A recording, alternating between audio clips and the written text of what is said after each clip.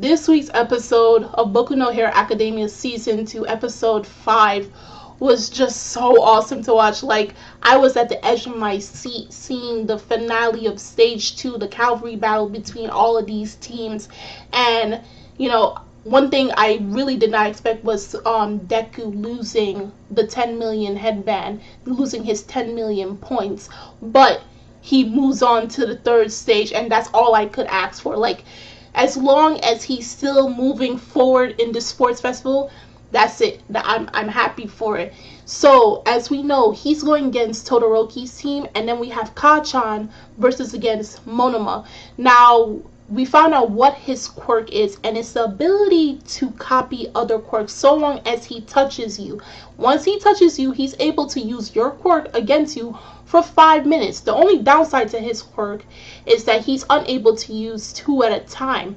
But the worst thing he has done, the most stupidest idea he could have possibly thought of, was trying to go up against Kacchan and provoke him, bringing up a dark past. As we know, Kacchan was captured by that sludge-like monster back in Season 1, and he is ashamed of that, and that was used against him in this week's episode and from last week. But what Monoma doesn't understand is that even though Kacchan is a hot-headed person, Kacchan is not just going to sit there and let you talk nonsense to him, and he's not going to get you back. And it was really amazing to see how, even though we know Kacchan doesn't, observe his surroundings, let alone his own classmates, he was able to utilize their quirks special to them in order to get back at least 2 headbands from Monoma. And it was just like, he just basically said a big screw you into your face. Like, you think you're going to one-up me? No, not today. I'm going to be number 1. And as they said, when it comes to those who want to be at top, Kacchan is there, and those who aren't is Monoma, because as you can clearly see, Monoma was just getting headbands in order to secure a spot and move on to the next stage. But for Kacchan, he wants to win. He doesn't want to settle for anything less than first place, and that's why he was able to get back headbands and place over his team, and now he's aiming for Deku and Todoroki. Now, for me, what really surprised me was both Ida and Tokuyami.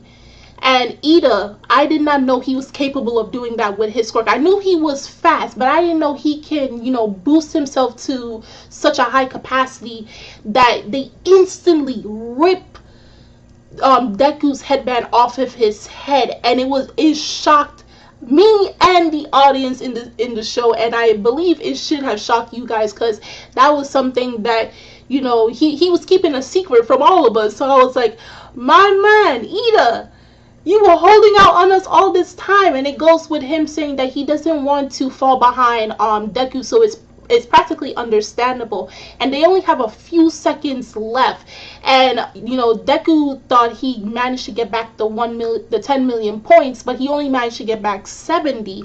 And before they can actually go back to get it, him and Kacchan, who came into the fray, time was up. And they did not get back the 1 million points, but I love the fact that Tokuyami was able to get them some more points so that they can secure, 4th place, because only 16 people in total could move on to the 3rd stage.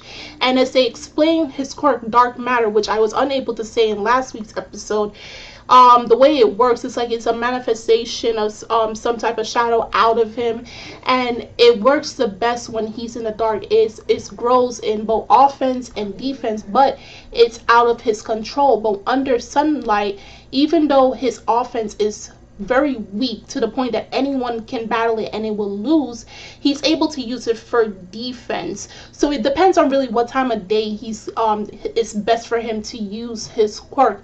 But thanks to him, and he was actually able to get it when Deku shook it up Todoroki by using his quirk, not to actually touch him but to blow his fame. He shook Todoroki so much that Todoroki actually used his left, which is, for fire, because his quirk is fire and ice, and which he stated before, he did not want to use that quirk because then he has to live up to his father, who's named And Endeavor, as they told us in this week's episode, he didn't want to follow by his father's ruling. So they give us a little bit more insight on the relationship between him and his father. So I'm guessing, like I said before, his father has expectations for Todoroki, and Todoroki does not want to fulfill them. And he's trying to go against his father, but Deku shook him up, and he was forced to use what he did not want to use in the first place. So it's the end of the second stage, and the 4 teams, the first place is Todoroki's team, second team is Kacchan's, third team is Shinso, and I swear, I hope by next week's episode or even the following episode, they tell us what this guy's quirk is. They told us his name now, the purple-headed guy that looks real shady and real suspicious.